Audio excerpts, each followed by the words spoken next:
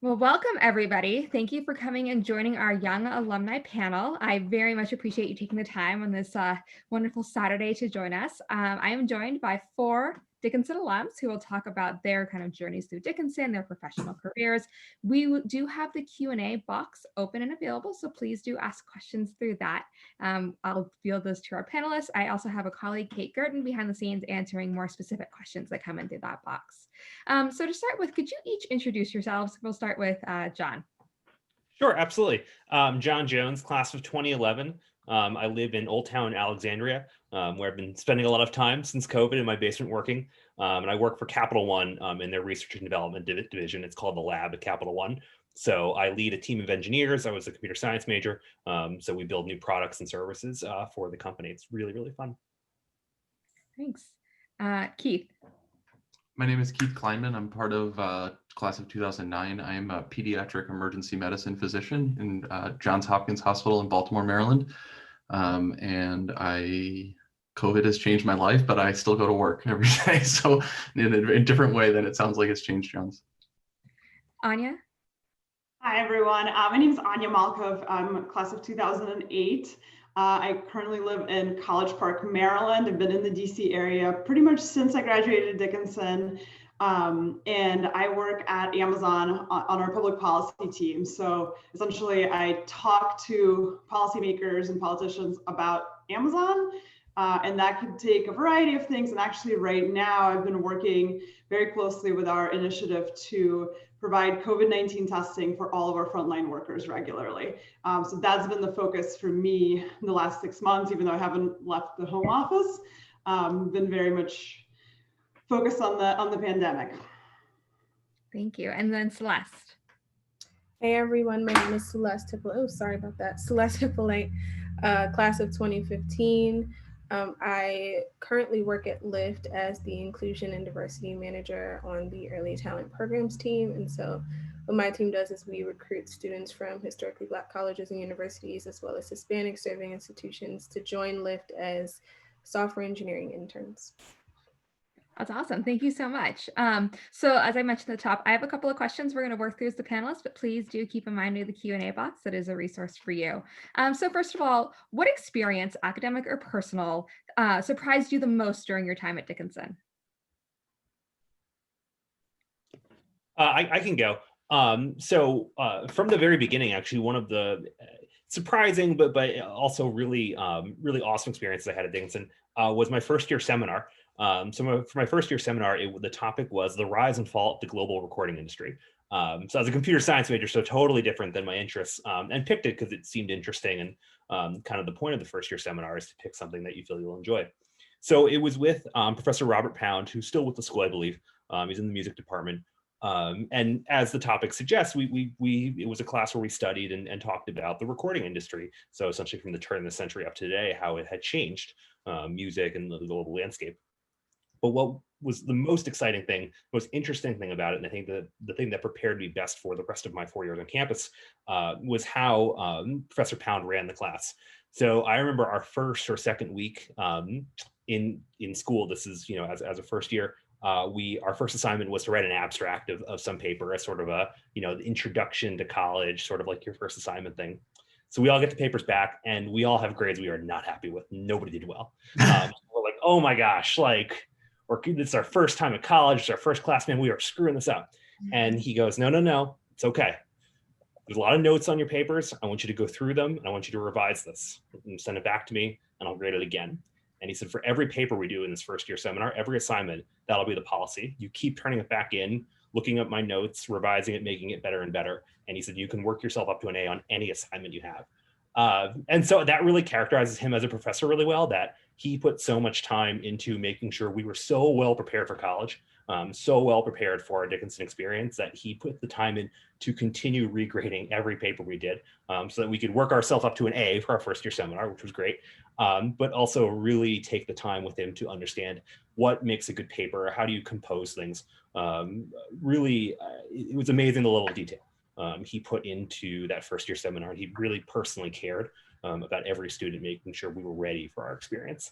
Hard professor, very tough professor. But when you would sit when we meet with him, you knew he was cheering for you as a student.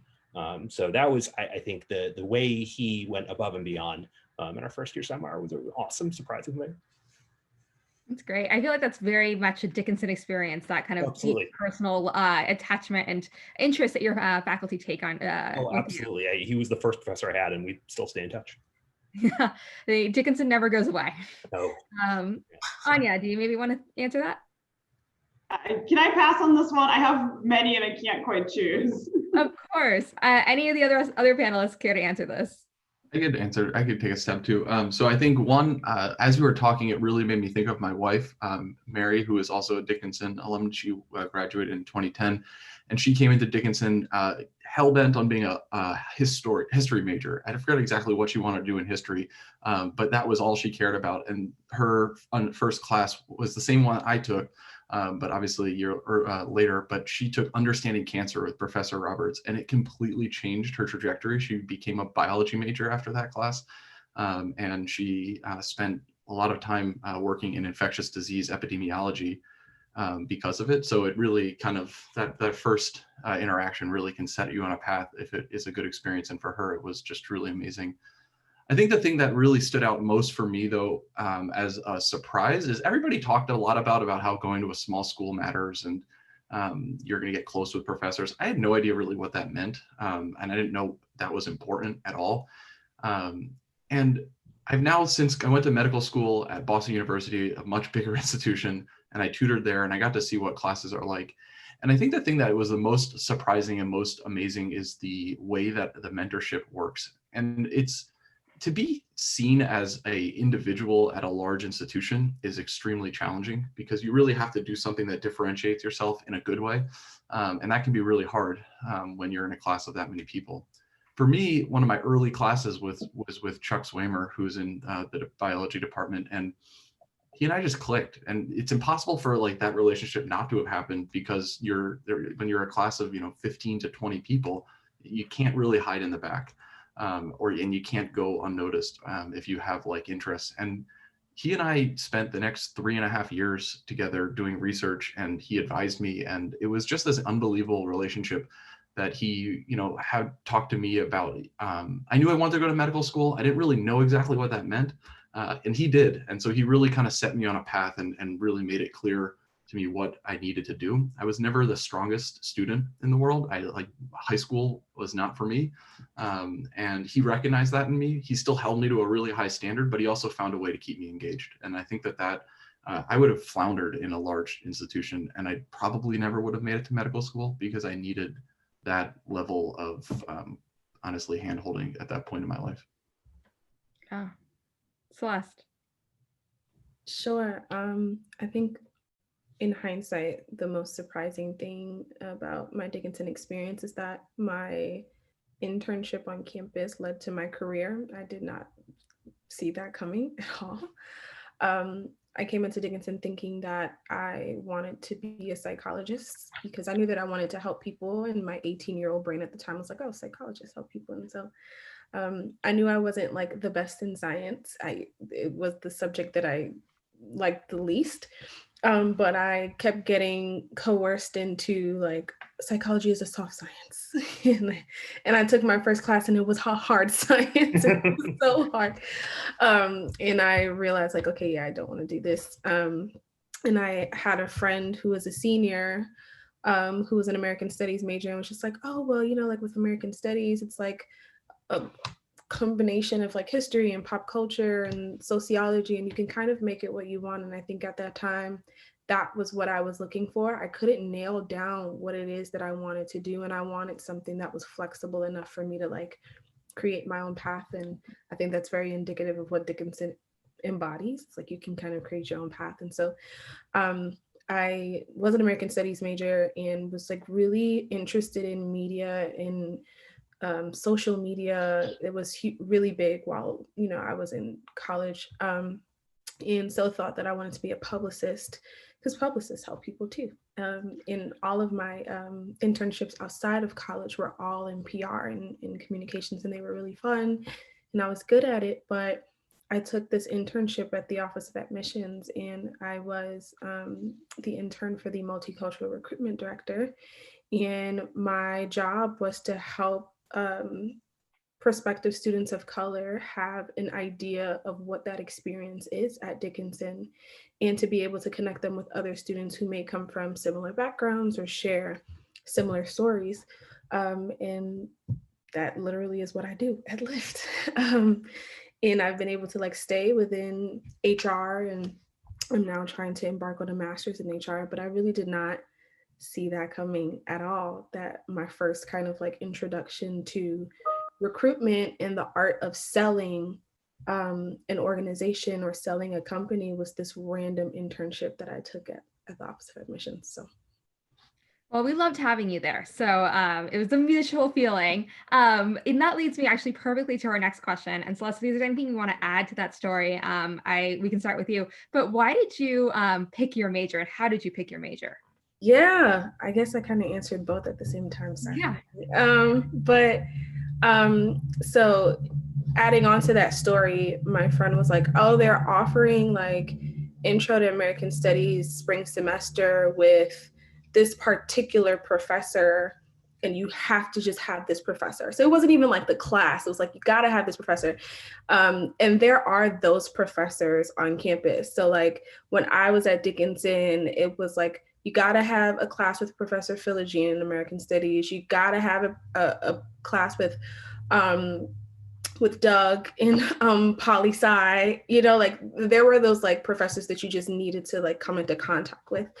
And so I took that class, and to this day, I don't know if I fell in love with American Studies or if I fell in love with Professor Philogene. I don't know. I can't even like dissect the two, because so much of my experience in that major was definitely like groomed by her having a firm hand in my development as a college student. I even ended up like babysitting her sons, which is also very common at Dickinson because all of the professors live very close to the campus. But American Studies ended up being like a little mini family, which I really appreciated. Our graduating senior class probably had like maybe 13 students. And so we knew each other really well. We were in classes with each other from freshman year to senior year. The professors were very much so invested in our professional and personal development. And as I mentioned, it was flexible enough for me to like change it along the way. So I thought that I was gonna, at one point, I'm like, I'm gonna be a film director. I'm gonna do film, and I'm gonna like create films that analyze or critique like the Black experience in America. And then I'm like, oh no, but like Twitter is like blowing up. I'm gonna do something with social, like it was just, it was all over the place in terms of like what I thought I wanted to study.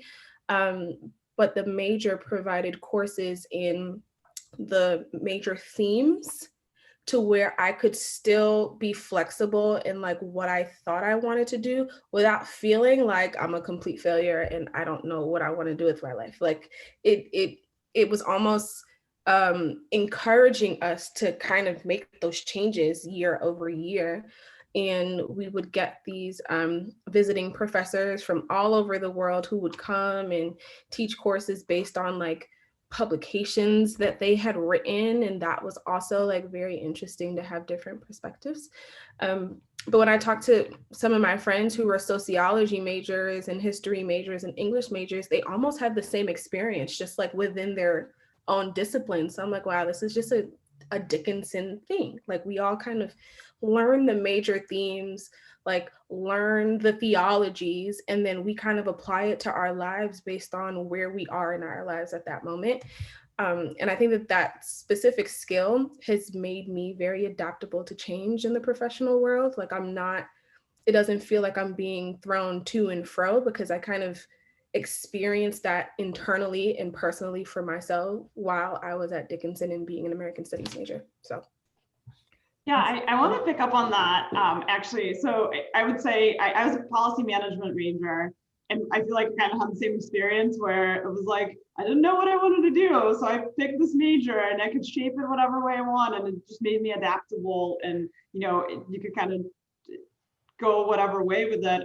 Doug Edlin, whom Celeste mentioned, was actually my advisor, still a friend. I saw him in December. He doesn't even teach at Dickinson anymore, but we're still in touch. And that's the kind of relationships you get to develop with your professors. But I think like fundamentally, you all right now may feel there's a lot of pressure to figure out your major, and honestly, whatever major you choose will be the right one. Because like you don't know, like I don't know if I became a history major instead of a policy management major, would my life be different? I wouldn't know. So it's the right major. Also, it doesn't even exist anymore. So that just shows you how, I think it's like kind of pick a general direction, right? It's probably too late for me to become a doctor, but other than that, it could pretty much, Celeste, I think you could still be a film director, if you decide. And I think Dickinson offers a specific opportunity to that that flexibility. I wanted to be a doctor. I knew I wanted to be a doctor. There's not that many majors that you typically go through when you're going to be a doctor. You go to a program like a school like Dickinson. So for me, it wasn't really that confusing or that much of a conundrum. Did I want to do chemistry, biochemistry, or biology? Really was really what it came down to. Thought for a little while about computer science, but ultimately I wanted to kind of focus on what I focus on and take classes on like that were interesting as a secondary thing. So for me, actually, it really wasn't very complicated. And I think for a lot of people that it can be the case. That being said, it didn't mean that I didn't think about other options and that I didn't have other opportunities. And I think one of my roommates was a perfect example of the flexibility that Dickinson offers. He at one point was 3 different majors. He really couldn't decide what he wanted to do. And because he was at a school like Dickinson, he wasn't locked in to a specific, like if you go to a major university and you get locked into a specific school within that university, you really can't change it or that easily, at least. And he had no issues with that. He ultimately, because so many of the requirements overlap, you still need to do the specific liberal arts type of requirements. It really wasn't hard for him, and he graduated on time without any issue. And he's doing pretty well now. So I think that it's something that my main advice to that would be, I think that's the kind of thing that you think is really important right now and you really need to focus on. I think though, if you feel like there's some aspect or some part of the world you want to be in, if the school has anything even close to it, that's going to be good enough for you, because you don't need, like, there is no pre-med program at Dickinson, at least there was not when I was there. But that didn't hinder me in the least. It actually probably helped me in many ways because I didn't get forced into taking things I didn't want. So I would just say, keep an open mind and it'll work itself out. And there's so many opportunities. Yeah, Keith, I feel like we all had at least one friend who was 3 or maybe even 4 majors throughout, in their time there. I think it's very common. And I think, much like you, I was a computer science major, came into Dickinson knowing that was probably what I was going to be. I'm a nerd. That's what I wanted to do. But I think what was great about Dickinson was that I didn't have to declare that day one. I got to try it out. I got to take 101 and make sure it worked for me. Because I saw students in the computer science program come and say, I want to do computer science. They go through programming 101 and they're like, oh yeah, no, I'm very bad at software. So I'm going to go do another major. And I think too, I remember, Keith, a lot of students coming into Dickinson saying, well, I'm definitely going to be a doctor. And then by the end of freshman year, I'm definitely not going to be a doctor. There's so many other things I'm better at that they go through a couple of classes and you figure out like, yeah, actually, this is not what I want to do. And I think that's the awesome thing that Dickinson gives you, that freedom to try it out. Go do the serious work. Try, like, put yourself up against the hard requirements of some majors. And then if it doesn't work, there are so many options. Definitely saw that and definitely gave myself that breathing room when I was thinking about computer science. Yeah, my favorite stat of all of the many stats we use in admissions is that only 7% of students actually major in what they say on the Common App that they're going to major in. Chances are you aren't going to major in what you think you're going to major in right now. And all your friends who seem to have 50-year plans probably don't have a 50-year plan. But there's so much flexibility and support. You guys joke about everyone has that friend who had 3 different majors. I was that friend. And so I fully appreciate everything our panelists are saying. Could you talk a little bit about experiential learning? Did you do any experiential learning, like an internship or study abroad or research or some sort of volunteer work that influenced your career path? I can take that one. So yes, I did do an internship the summer between junior and senior year. I interned at the health department in Pennsylvania, in Harrisburg, so the capital. And I was actually in the legislative affairs office. So we were working on legislation to basically prohibit smoking in restaurants, which was a thing at the time. See, now I'm like the oldest person on the Young Alumni panel. But anyway, so that was really incredible because that's when I kind of learned what legislative affairs was and how you can do those things for good. And here I am, I'm still sort of in that world, in that space. So that really opened my eyes. And the other thing was, which I also consider experiential learning, I did 4 years in student government. That experience has shaped my career in many, many ways. And I never did student government in high school. Like I was not the student council person, but then I decided, I'm in college. It's like, let's try some new things. And I ran for student senate my first year. I ended up becoming student senate president my senior year. So like I had an election I had to win, and all of that has really, prepared me in a unique way for the political world.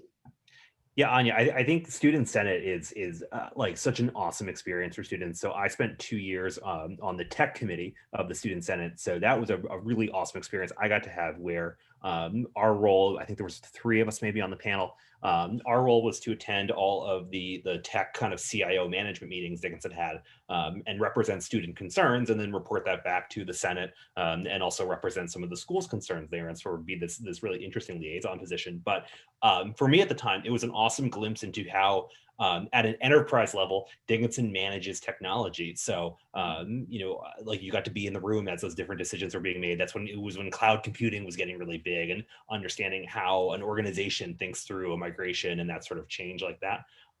Now, also at the same time, I was there to represent student concerns. So at that time, a lot of students really wanted free HBO. And so I went and pitched that to the CIO. That didn't go over so well. But the learning from it was really, really valuable. And, you got to be in the room for those kind of decisions. John, remember when wireless outside was a big issue? Oh my gosh, yeah, just Wi-Fi. Installing Wi-Fi was like so cool. Yeah. Oh man. I find the question to be a little tough because I think there are a lot of experiences, and I think that both Anya and John were hinting some of that you could make that could fit this. But for me, I'll focus on a couple that I think are really were kind of important to me. So one is I was a volunteer firefighter and EMT throughout all of Dickinson, and so I use that experience to learn more about medicine, but really more than anything to learn more about kind of harnessing fear and not letting myself be paralyzed by that. And I think that was a really good experience for me, and something I really found to be a lot of fun. It's really exciting driving down the street in an ambulance. But I also studied abroad. I went to Dublin, and in the summer between my junior and senior year, I worked at a hospital in South Dublin as an intern, and took one class that was the history of Irish music, and it was probably one of the more interesting classes I've ever taken. But the real experience there was getting the opportunity to go work in a hospital and see what that environment was like and see how a different healthcare system worked. And that I think has been really informative throughout my entire career, because I'll be the first to acknowledge that the US healthcare system in many ways is terrible and really frustrating to navigate. And I think it's helpful to have that perspective. And I think without Dickinson being so open to those types of experiences, it would have been really hard. And then lastly, the one that I think really jumps out is access to research for somebody like me.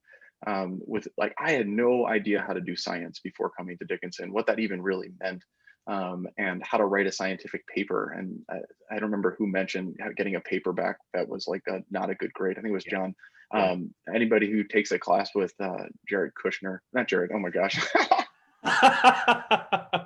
Oh, that's too good. I'm blanking on his first name now. He's going to kill me. But anyways, Dr. Kushner and biology. I mean, you get all kinds of, there's more red ink on that paper than there is black ink. And it was something that I, to this day, really remember and think about some of the things that he taught me when I'm writing any kind of scientific paper or anything like that. And so having that opportunity when I was a first year like freshman, that was really pretty amazing, and not something that I would have had access to at another school. I don't think, just based on what my friends in med school brought to the table, it was definitely different. Yeah, professors put in so much time for students. It's amazing. Celeste, do you want to add anything to that? Oh gosh, there's just so much. I guess I talked about some of the internships I've had. I've actually had some pretty cool jobs on campus. Outside of the freshman year dining services mandate, I was a student writer for the Dickinson magazine. I worked in the library, which is arguably the best job on campus, where you get to work and do your homework at the same time. I got so much work done while working at the library. And like find out where all the like cool library hacks were. So like by junior year, I realized that most of the books that was assigned to me for reading, I could opt out of buying and just get from the library. And if the library didn't have it, the library had this like interloan library system with other libraries at other small liberal arts colleges, and I could order the book from another school. That just opened up a world of possibilities for me. But I also did study abroad. I studied abroad for a summer in Italy, which was really cool. It was like the first time that they had done that program. And I studied abroad in Norwich, England for a semester. And I think that had made me, as I mentioned, I talked about being adaptable. I know that Dickinson really tries to create a student body that's worldly, that's cultural, that's understanding of different like cultures and religions and way of being, and creating a very like inclusive student body. And I really learned a lot about myself and about how other people live and work when I studied abroad in England. And it was mainly because the University of East Anglia, which is a huge program for English, sociology, and American studies for study abroad programs, they didn't have a cafeteria. So at Dickinson, we have the hub, and that is where people convene. That's where people meet. That's where people hang out. That's where people do homework, do group work. That's where people like dance. There's like a dance room in the basement. So like almost everything happens in the hub. There's even like a laundry room at the hub. Like you do your laundry there. And University of East Anglia did not have that. They had like a place where you can get food, but everyone lived in flats. And so all of the dorms were flats. Everyone had their own room and like bathroom, like this little suite. And you shared a kitchen with your floor. And so we got stipends every week to do grocery shopping. And the conversations that I had with other people on my floor who were from like all over the world too, all happened in our kitchens because we were all making breakfast and lunch and dinners together. And so it just taught me a lot about different types of people. And I think I came back to Dickinson. That was my fall junior year. I came back to Dickinson spring junior year with just a completely different perspective.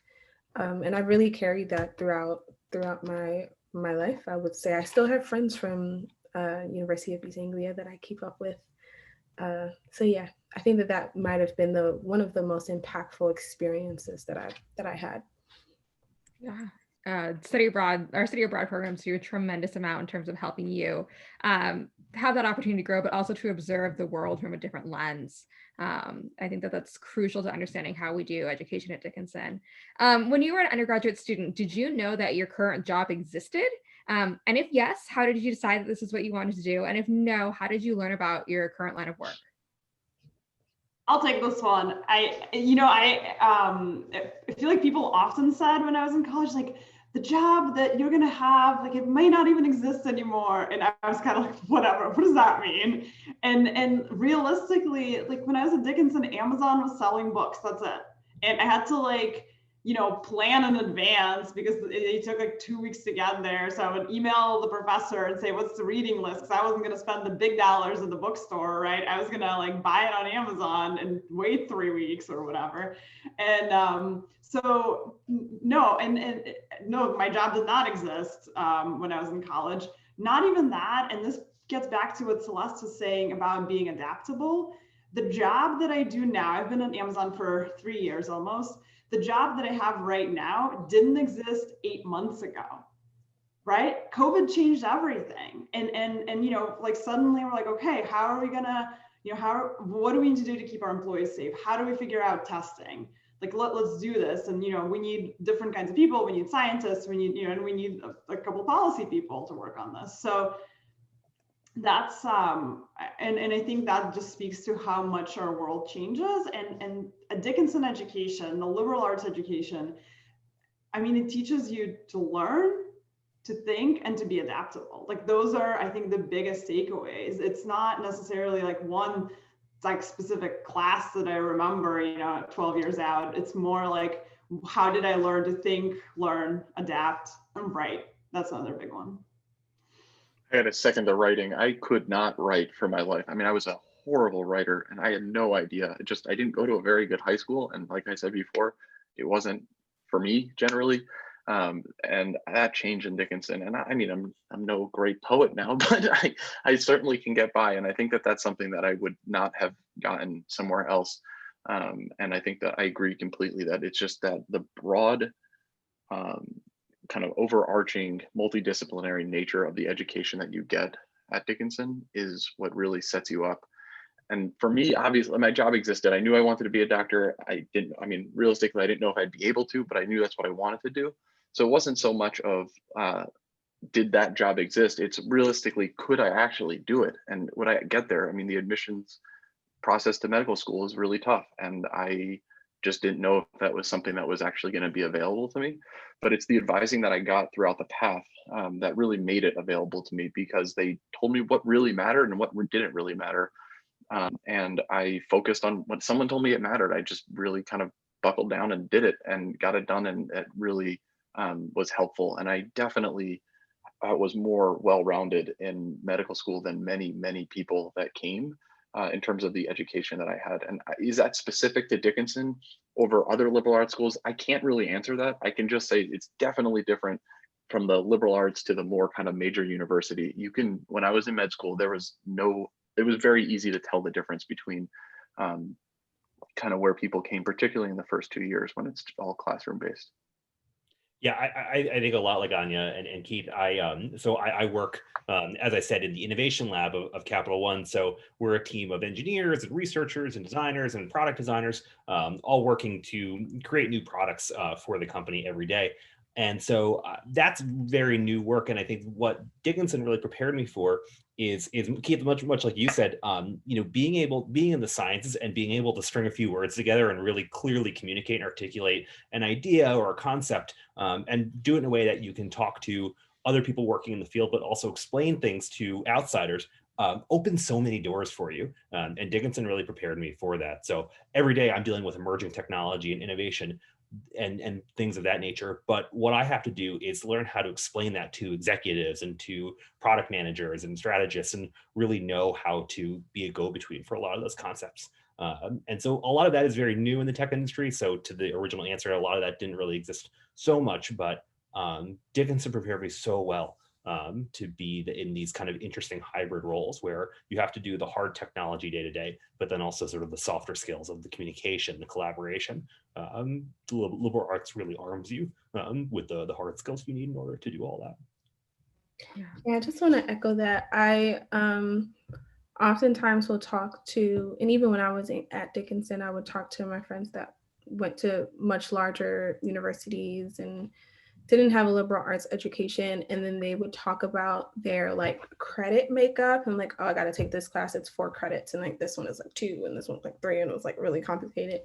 And at Dickinson, every class is 1 credit.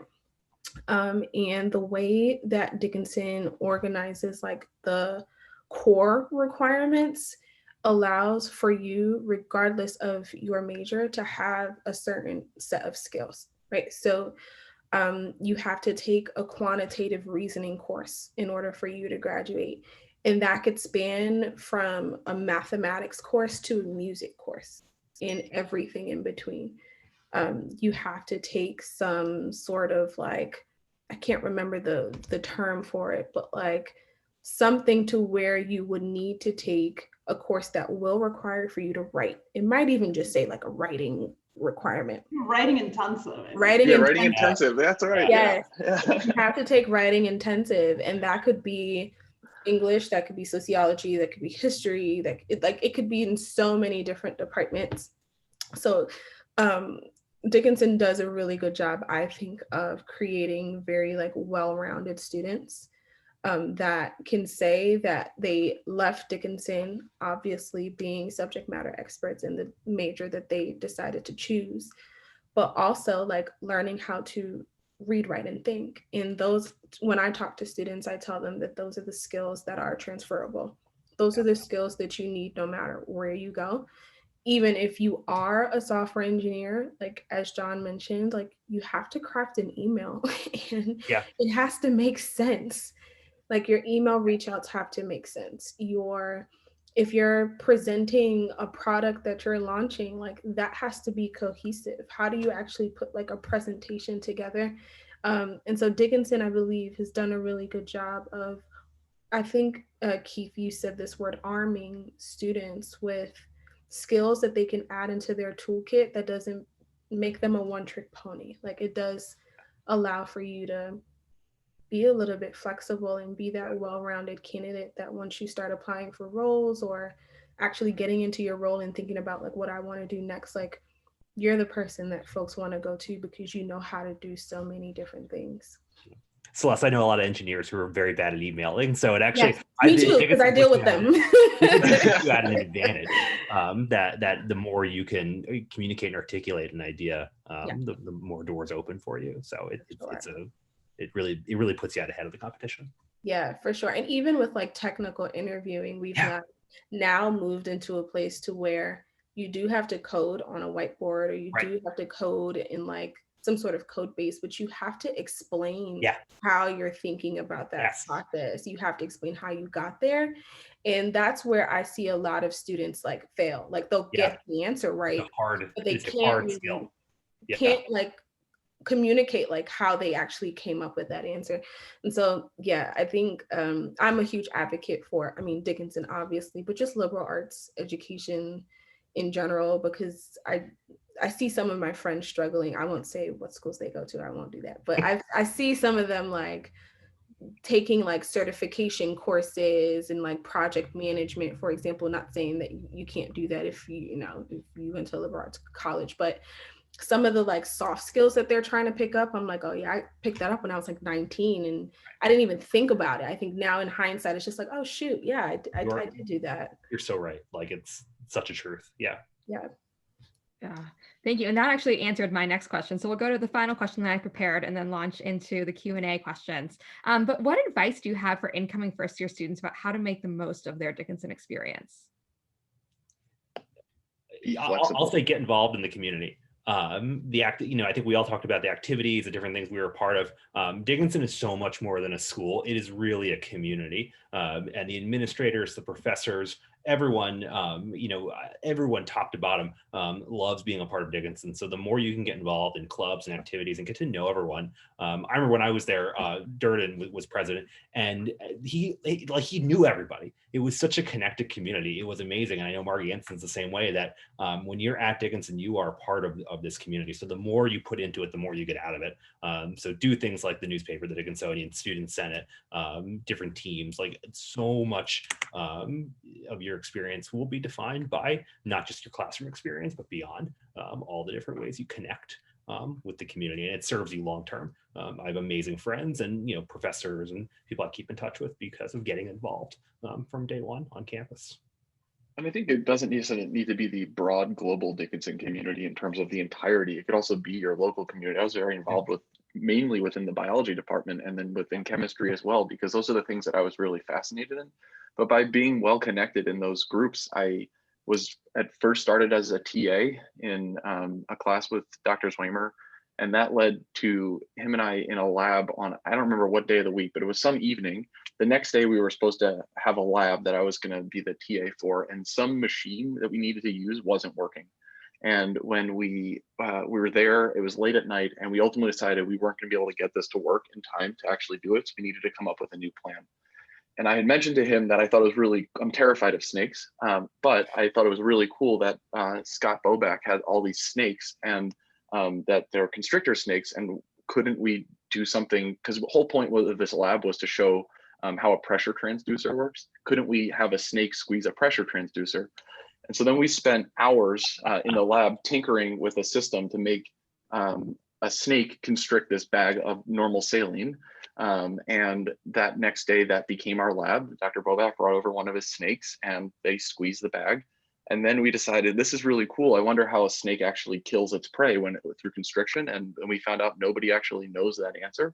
And so that became my research for the next 2.5 years at Dickinson. And ultimately, the publication went out that proved that how constrictor snakes actually constrict their prey. And so I think the whole point of that is that by being in such a small school and by having such available professors, I guess not small school, but small classroom environment, and having such available professors, I was able to have this random experience that ultimately led to a longitudinal experience that led to my ability to actually think in a scientific way. And so I think that that's where you really can, by being involved in either the whole community, if that's what you're into, or even just the local community, just getting yourself involved and be flexible. And I think that that to me is the number one thing is it's okay to not know what you want to do. It's okay to know what you want to do and change it up. I went into medical school thinking I was going to be a trauma surgeon, and I'm a pediatrician. They couldn't be more different. And so I just think the flexibility and open-mindedness is what is so important. And a place like Dickinson allows that to be a reality. And I don't think that's the case at major, large, massive universities. Keith also picked up parcel tongue while he was playing with snakes.